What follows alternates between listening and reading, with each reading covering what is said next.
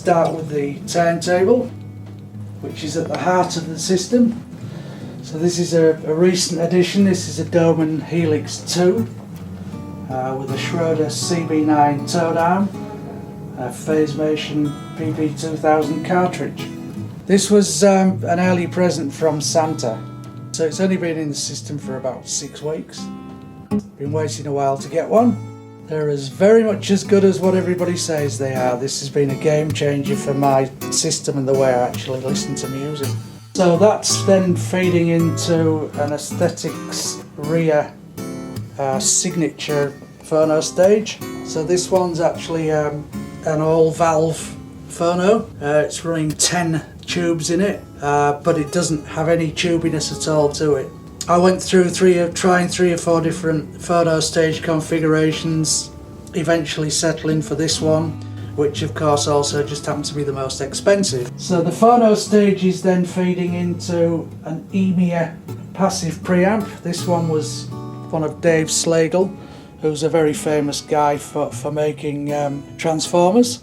So they're cobalt transformers, silver wound. So that's a very open, transparent sound. Preamp is then feeding into, this is where things get a little bit different, is feeding into a Pro Audio 3-way active crossover. That's a Venue 360. There's no processing done, it's just the actual crossover utilised in that. And then we get to the power amps. So the bass duties are managed with a Chord SP 1200 Mark II. That's about 300 watts RMS per channel.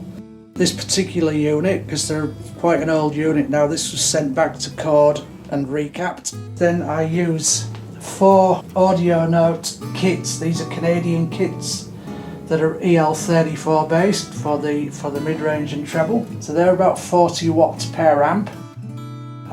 So that's the active stage sorted out. Now the speakers are Everest DD 55,000 clones. There is a group of devotees, if you like, in Melbourne that have actually picked these things apart and just basically took the best parts of the design but changed the drivers. Some of the passive crossovers are just incredible. The horn is the original specifications.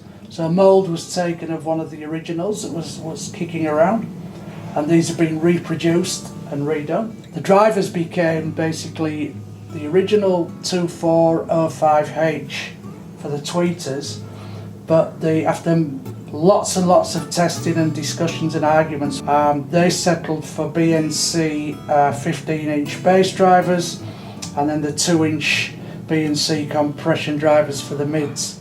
So I just came in at the end of all the process and said thank you very much, swept it all up, and yes, thank you for your work. Built the boxes myself.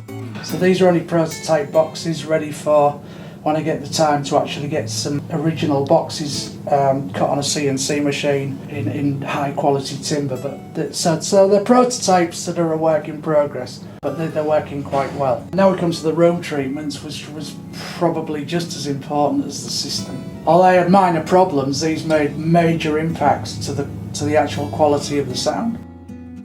So these particular convex concave unit, these things are made in Europe, and they just, for anything on the back wall, they're just a revelation. The mid diffuser that was made in the backyard, that was made by me, and again some absorption and a little bit of reflection on the ceiling, which is another one of my homemade ones. And then we've just got Art Novians in both corners. There was just a funny little reflection point, but done by ear with no measuring instruments. I prefer to tune it to how I want it and address it, address it the way that I wanted it to sound.